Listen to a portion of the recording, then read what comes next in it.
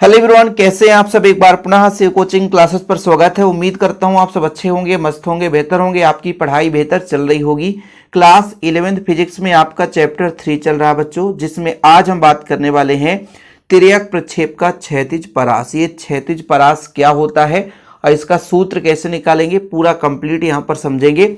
इसके पहले हमने जो भी वीडियोज प्रोवाइड किया है वो आपको हमारे चैनल पे मिल जाएगा। तो चलिए शुरू करते हैं बच्चों। सबसे पहले तो आपको जानना जरूरी है कि तिर्यक प्रक्षेप है क्या बच्चों। तो तिर्यक प्रक्षेप क्या होता है कि जैसे मान लीजिए पृथ्वी के तल से थीटा कोण बनाते हुए किसी वस्तु को ऊपर की ओर फेंका जाए। ठीक है, पृथ्वी तल से पृथ्वी के साथ थीटा कोण बनाते हुए किसी वस्तु को ऊपर की ओर फेंका जाए तो वस्तु ऊर्ध्वाधर डायरेक्ट ना जा करके टेढ़े मेढ़े गति से जाता है, मतलब ऊपर की ओर गति करता है और पुनः गुरुत्व के अधीन पृथ्वी पर किसी अन्य बिंदु पर आकर के गिर जाता है या पृथ्वी पर आ जाता है। तो इस गति को हम तिर्यक प्रक्षेप गति कहते हैं बच्चों। एक प्रक्षेप का ये पथ हो जाता है। इसके पहले मैंने कराया था थ्योरम, उम्मीद करता हूं आप देखे होंगे, प्रक्षेप के पथ का समीकरण। इसके बाद उड्डयन काल कराया। अब जैसे मैंने कहा कि यहां से बिंदु ओ से वस्तु को हमने फेंका तो अधिकतम ऊंचाई P तक गया और फिर से गुरुत्व के अधीन पृथ्वी के किसी अन्य बिंदु पर आ गिरा, मतलब जिस तल से हमने फेंका था उसी तल में आ गया। तो O से इस बिंदु तक, मान लीजिए O डैश है, यहां तक ये जो वस्तु आया, इसके गति को हम क्या बोलेंगे, तिर्यक प्रक्षेप गति बोलेंगे। और बच्चों इसमें जो समय लगता है उसे हम बोलते हैं उड्डयन काल। अब इस उड्डयन काल में ये O से O डैश क्षैतिज में जितना भी दूरी तय कर लिया वो वस्तु, वो आपका हो जाता है क्षैतिज परास। परास मतलब होता है दूरी।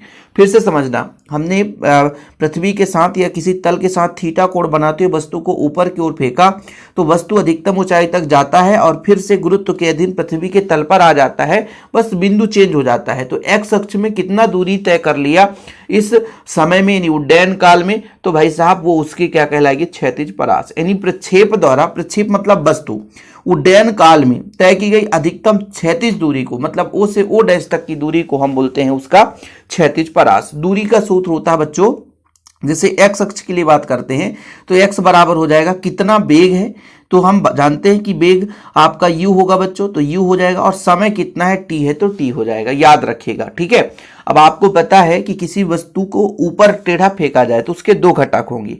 दो घटक कैसे होंगे बच्चों, एक आपका एक्स अक्ष और एक आपका वाई अक्ष।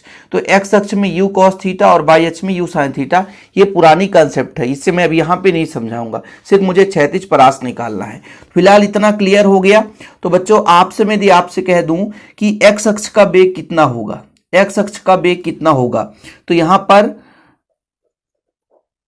पर बच्चों यू एक्स बराबर कितना होगा, तो एक्स अक्ष के लिए आपको होगी यू कॉस थीटा। कितना, यू कॉस थीटा।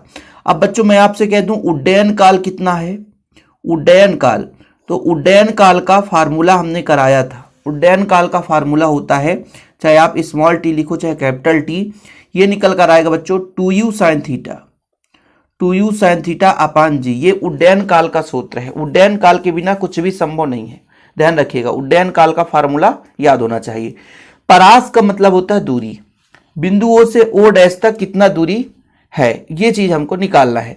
यानी उड्डयन काल, जो भी हमारे ये समय है टी में, यानी उड्डयन काल में, यानी इस समय में वस्तु द्वारा क्षैतिज अक्ष पर, क्षैतिज दिशा में जितना अधिकतम दूरी तय कर लिया, उस क्षैतिज दूरी को हम क्षैतिज परास के नाम से जानते हैं।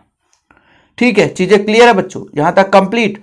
अब बात करते हैं क्षैतिज परास को हम कैपिटल R से रिप्रेजेंट करते हैं बच्चों। तो यहां पर हो जाएगा कैपिटल R, यू एक्स की जगह कितना हो जाएगा, यू कॉस थीटा। ठीक है, और t की जगह कितना हो जाएगा बच्चों, 2u sin थीटा। ब्रैकेट लगा दो, 2u sin थीटा अपान में कितना हो जाएगा g। ये हो गया बच्चों फार्मूला से। ठीक है, अब इसमें क्या करेंगे, थोड़ा सा इसको अरेंजमेंट करते हैं। कुछ कट पिट रहा है क्या, नहीं कट पिट रहा है। u से u स्क्वायर हो जाएगा। ठीक है, फिर बच्चों आपका 2 है तो 2 sin theta cos theta, 2 sin theta और cos थीटा, डिवाइड बाय बच्चों आपका g है तो g रहेगा। अब आप लोग त्रिकोणमिति यदि पढ़े हैं, मान लीजिए हो सकता नहीं पढ़े तो आप पढ़ लेंगे अभी यहाँ पे फार्मूला, कि भाई साहब यहां पर हम लिखते हैं चूंकि 2 sin थीटा cos थीटा बराबर होता है sin 2 थीटा। जो बच्चा ये फार्मूला याद कर लेगा उसी से व्यंजक बनेगा, क्योंकि ज़रूरत पड़ेगा, नहीं बनेगा तो फिर आप कर नहीं पाओगी। तो ये 2 sin थीटा कॉस थीटा की जगह यहाँ पर हम लिख देंगे sin 2 थीटा अपान में क्या हो जाएगा बच्चों जी, अपान में क्या हो जाएगा जी। और यही क्षैतिज परास के लिए व्यंजक है। अभी थोड़ा आगे भी है ना, थोड़ा समझिएगा, है ना।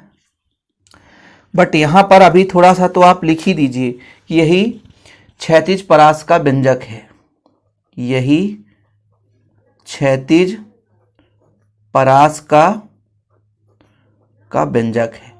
अब अधिकतम मान के लिए थीटा का मान कितना होना चाहिए? sin 2 थीटा का मान 1 आए तब भैया आपका इसका मान अधिकतम आएगा। किसी स्थान पर यहाँ पर यदि बात करें बच्चों, किसी स्थान पर जो है क्षैतिज परास का मान अधिकतम कब होगा? जब sin 2 थीटा का मान 1 होगा। क्यों? क्योंकि अधिकतम 1 होता है, 1 से ज़्यादा sin थीटा का वैल्यू होता नहीं है।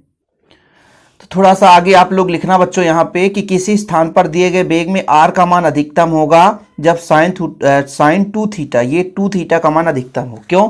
क्योंकि भाई साइन का मान होता है 1 से -1 तक, 1 से -1 तक, कितना? 1 से -1 तक। तो 1 अधिकतम होता है, न्यूनतम होगा जब -1 हो जाएगा, तो अधिकतम के लिए 1 होना चाहिए। साइन थीटा की वैल्यू बच्चों 1 से -1 होता है, आप सबको पता है, त्रिकोणमिति पढ़ते हैं तब 10th क्लास में आप पढ़ोगे साइन थीटा का मान 1 से -1 के बीच होता है। तो अधिकतम मान 1 होगा, तो अधिकतम मान कितना होना चाहिए? 1 होना चाहिए। मतलब साइन 2 थीटा का मान कितना होना चाहिए? 1 होना चाहिए। अब ये साइन 1 किसका मान है? तो साइन 90 का मान है। मतलब साइन से साइन कैंसिल, तो आपका 2 थीटा बराबर कितना हो जाएगा बच्चों? 90 डिग्री, यानी थीटा बराबर 45 डिग्री होना चाहिए। थीटा बराबर क्या होना चाहिए? 45 डिग्री होना चाहिए। अर्थात यहाँ पर हम कह सकते हैं कि अधिकतम क्षैतिज परास के लिए प्रक्षेप को कितने डिग्री कोण के साथ फेंकना चाहिए? 45 डिग्री कोण के साथ फेंकना चाहिए। तो आखिरी में एक लाइन और आपको लिखना है कि अधिकतम क्षैतिज परास के लिए प्रक्षेप को क्षैतिज से 45 डिग्री कोण पर फेंकना चाहिए। तो यहाँ पे आपका बच्चों आर मैक्सिमम की वैल्यू आ गई है।